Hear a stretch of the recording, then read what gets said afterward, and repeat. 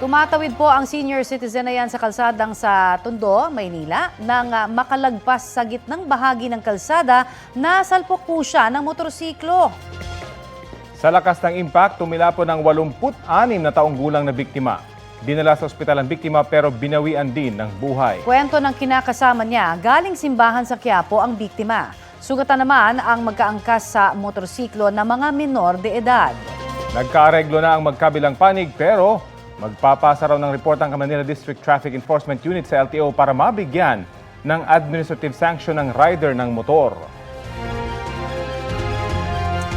Mahigit 100 Chinese POGO worker ang ipadedeport sa kanilang bansa ngayong pong araw. Sila yung mga nahuli sa umunay scam hub sa Bamban, Tarlac na ni-raid noong Marso. May ulat on the spot si June Veneracion. June? Rafi, Connie, 166 na Chinese POGO workers ang ililipad ngayon pabalik sa kanilang bansa. Ipinadeport sila dahil sa iba't ibang immigration violation. Alas 4 pa lang ng madaling araw ay sinimulan na ang pagproseso sa mga deportee. Pagkatapos ay ibinyahe na sila papuntang NAIA Terminal 1 sakay ng 4 na bus. Isa-isang ibinaba sa airport ang mga Chinese na naka-plastic handcuffs. Ang mga deportee ay dating nagtrabaho sa ni-raid na POGO hub sa Bamban, Tarlac. Naayon naman sa Presidential Anti-Organized Crime Commission ay front lang sa cryptocurrency at love scam. Kabilang sa kanilang mga paglabag ay ang pagiging undesirable alien, undocumented at overstaying kaya pinadeport. Ngayong araw, Rafi at Connie, dapat ay 167 yung ipapadeport. Actually, 167 talaga yung nandito sa airport kanina. Pero hindi sinama ang isang babaeng Chinese dahil biglang lumabas ang impormasyon na meron pala siyang kaso dito sa Pilipinas. Pagdating sa China, kakasuhan ang mga deportee ng internet fraud at cybercrime at ikukulong. Sabi yan ni PAOK spokesperson Dr. Winston John Casio. Sabi naman ni PAOK Executive Director Gilbert Cruz, mahigpit ang China sa mga ganitong kaso. Ordinaryong bilanggo raw ang trato sa mga deportee, hindi tulad dito sa Pilipinas na biktima ang tingin sa kanila. Kung dati, Pilipinas ang sagot sa deportation, ngayon ay nagboluntaryo raw ang China na sila ang magbayad. Pangatlong batch na ito ng deportation ng mga POGO workers mula Bamban, Tarlac. Narito ang bahagi ng interview sa mga opisyal ng PAOK. Though they were arrested inside a POGO hub in Banban, but mostly ang ginagawa kasi nila is scamming. So dito, nakita nyo naman, naka-air condition unit. Maayos yung pakain sa kanila dahil ang trato natin sa kanila, biktima. Pero pagdating po doon, pag-apak ng Shanghai, kriminal, kulong.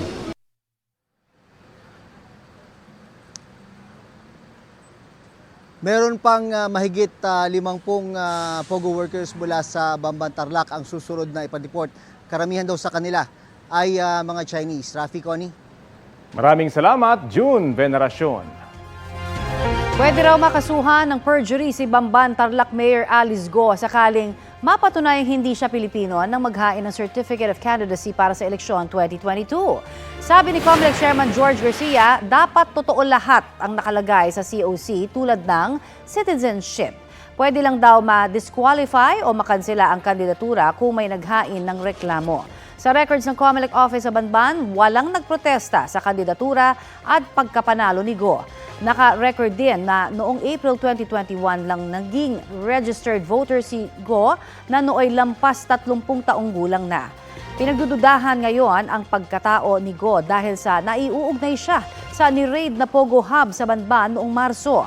Base sa dokumentong nakuha ni Senador Sherwin Gatchalian, si Go ang nag-apply ng permit to operate ng nasabing POGO noong 2020. Pinuntahan ng GMA Integrated News ang tanggapan ni Go para kunin ang kanyang pahayag, ngunit wala siya roon.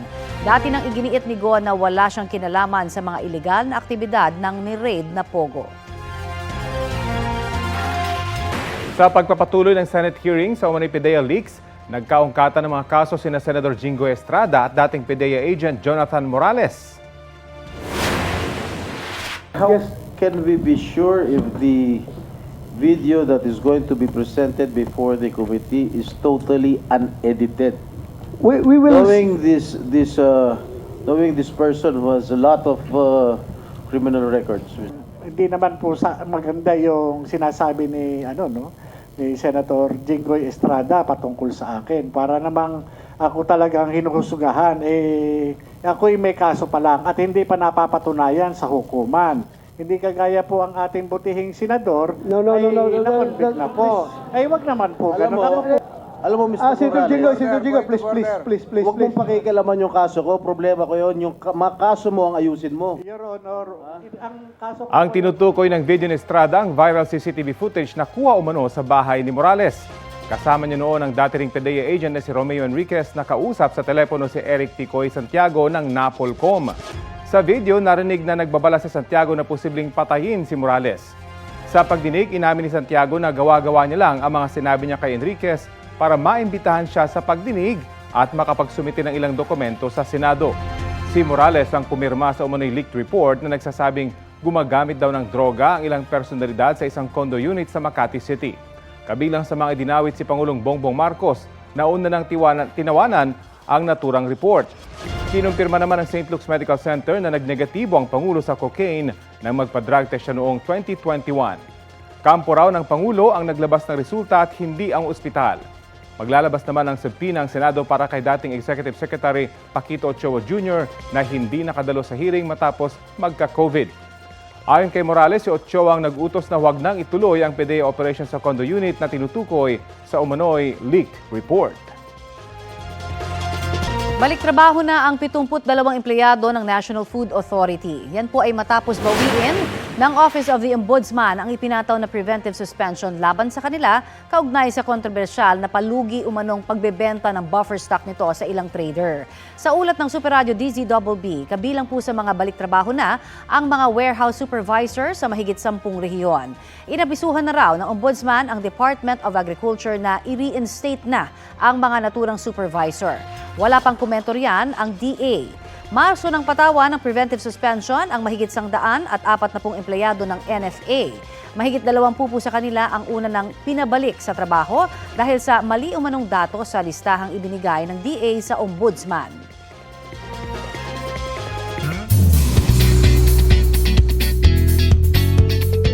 Happy Tuesday mga mare at pare! In her most palaban era na si Angeli Kang na sumabak sa mga aksyong eksena sa Black Rider.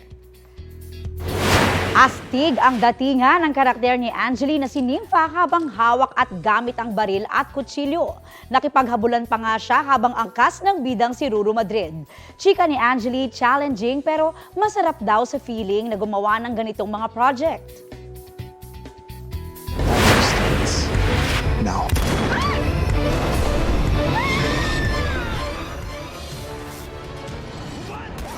Kakaiba ang playtime naman ang hatid ni Sian Lim sa isang upcoming sexy thriller film.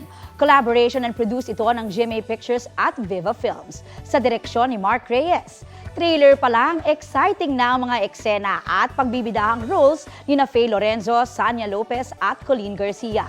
Tungkol kasi ang storya nito sa karakter ni Sian at kung paano niya paiikutin sa kanyang laro ang tatlong babae. Mapapanood yan sa mga sinihan sa June 12. Kapuso, para sa mga maiinit na balita, mag-subscribe sa GMA Integrated News sa YouTube. Sa mga kapuso naman abroad, subaybayan nyo kami sa GMA Pinoy TV at sa www.gmanews.tv.